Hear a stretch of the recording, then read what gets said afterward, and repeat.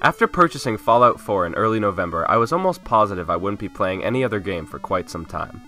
My plan was to come home from college for my winter break and play Fallout 4 to death. However, after playing lots of Fallout 4 faster than expected, I found myself looking for another game to play. The game to fill the void has been Star Wars Battlefront, the Star Wars themed multiplayer shooter many of us have been eagerly awaiting. After hearing critics claim the game lacks a lot of content, I was hesitant to buy the game. But a big sale opened up letting me grab the game for $35, so I decided to give it a shot. In this video I'll give you a look at what I love about the game and what I think needs improvement. Because I like to look at the bright side of things, I'll be starting off with 5 things I absolutely love about this game. Enjoy.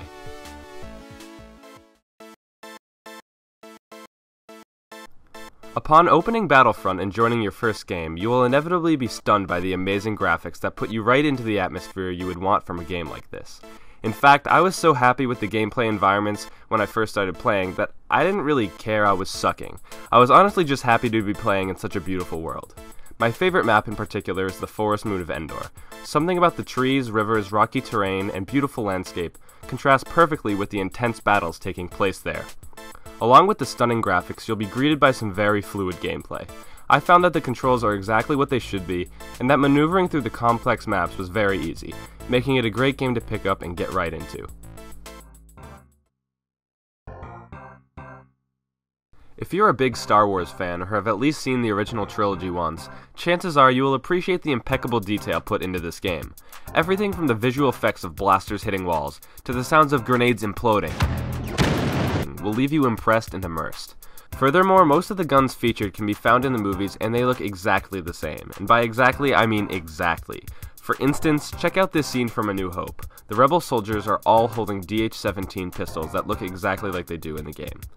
This attention to detail can be found in everything from character models, vehicles, and Star Wars trademark environments, all coming together to create an amazing atmosphere for this game. The biggest complaint I've heard about Battlefront is its lack of content. Surely this complaint must be about the limited single-player experience, because multiplayer in Battlefront is full of possibilities and is going to grow even bigger with 4 planned expansion packs. Currently the game features 9 different game modes, all featuring different objectives and a varying number of players. In Walker Assault, rebels aim to activate uplink stations that call for air support. This air support, coming in the form of Y-Wings, is used to destroy the Imperial AT-ATs. In Supremacy, teams battle to capture control points. It's like a game of tug-of-war, but instead of tugging, you're pushing. So like push-of-war, I guess.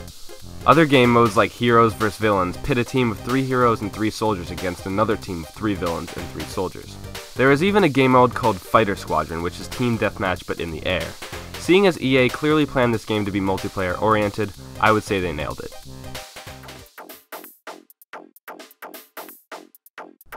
What would a multiplayer game be if you couldn't join a party with a couple of friends and do some badass shit together?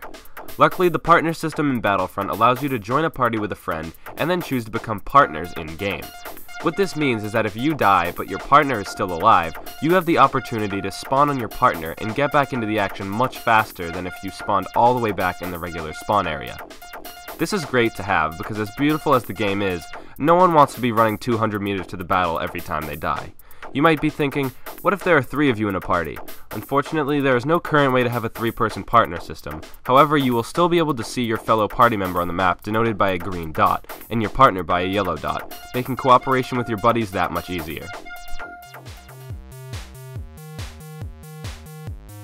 As a ground soldier in Battlefront, you have the opportunity to customize your loadout to fit your needs perfectly. With 3 card slots that supply you with either extra weapons or abilities, you can always be ready for what is coming your way.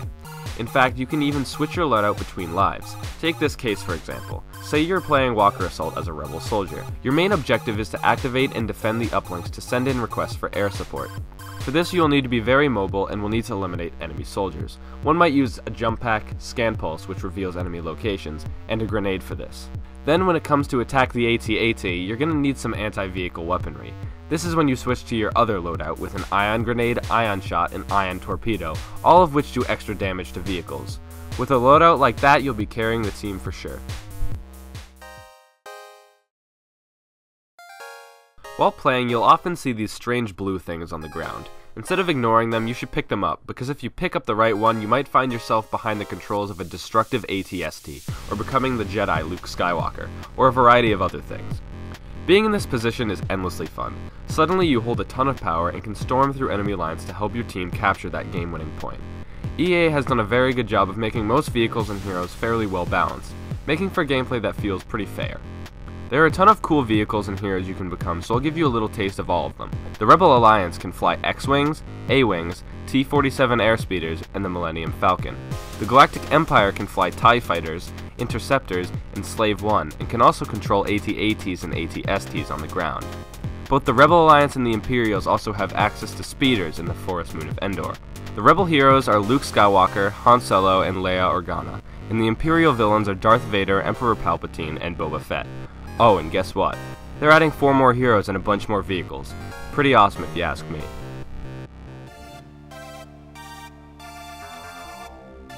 I'm going to start off this part of the list with what annoys me most, the fact that there is no server browser. EA did not put a server browser system in the game, but instead implemented their own shitshow of a matchmaking system. Said system supposedly matches players with the best available game, but that's just a big load of crap if you ask me. There have been times where I couldn't get into a game of Walker Assault for literally 3 hours straight.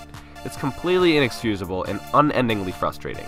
I already paid you, so let me play your game. Oftentimes you get put into a small lobby, but everyone leaves because they don't want to wait for more people to show up. So once everyone else is gone, you're pretty much forced to leave. But when you try to join another game, the same shit happens. It's a vicious, rage-inducing cycle.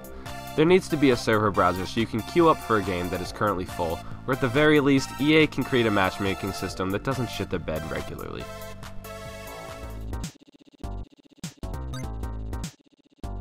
Now that I've got that annoyance off my chest, I'd like to talk about something slightly less irritating. Some weapons, specifically the combination of the Bowcaster and Jump Pack, are much too powerful. With the Jump Pack Bowcaster combo, nicknamed the Jumpcaster by players, you can jump above enemies and rain hell upon them with 5 explosive shots. It's essentially an instant kill, and there is nothing the other player can really do to get out of the way. Once you see the enemy in the air, you're pretty much screwed unless you have a Jump Pack on hand. This is blatantly unfair to new players who don't have these items. They're basically just sitting ducks. There's actually a perk in the game that resets your cooldowns every time you get a kill, so you can jump around jumpcasting people like a little douche. Pretty annoying to deal with.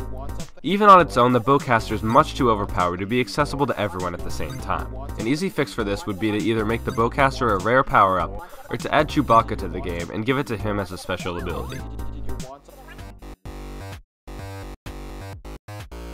Although Battlefront clearly excels in its multiplayer, it was still disappointing to me that there was no in-depth single player to take part in. Sure, there are missions you can play, but they aren't linked together or sequential in any way. They can be fun, but they're usually very easy, dumbed-down versions of multiplayer gameplay. To me, they feel like mini-games.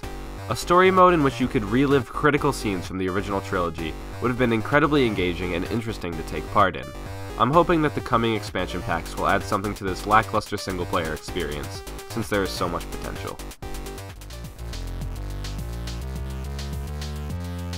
Upon picking up a power-up, a certain excitement rushes through me. I think to myself, man, I'm gonna do some serious damage with this thermal imploder. I could take out 4 or 5 people with this if I throw it just right. And so, I run into the enemy base and throw the thermal imploder right as I die. As I watch my dead body sitting on the ground, I don't see my thermal imploder go off. And when I spawn back in for my next life, the item is gone. The issue here is that if you use your power-up at just the wrong time, it might just disappear from your inventory, which of course is quite the letdown. If you play enough Battlefront, you'll come to realize that the Rebels have a bit of an advantage when it comes to spaceship warfare. The Rebel A-Wings are notably easier to control, more maneuverable, and less susceptible to destruction due to their shielding ability. The Imperial equivalent of the shield ability is a speed-up ability. What good is speeding up going to do if you're going to end up dead anyway?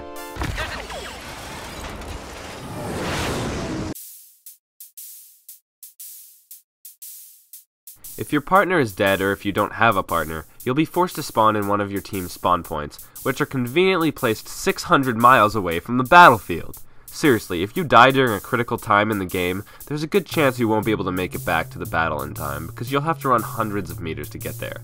And also, spawn points are kinda prone to being camped on. It's not that rare for an enemy sniper to aim at your spawn and start picking off people, or for the opposing team to just rush in there. Hey, you're not permitted in there. It's restricted. You'll be deactivated for sure. Don't you call me a mindless you overweight glob of. Now come out before somebody sees you.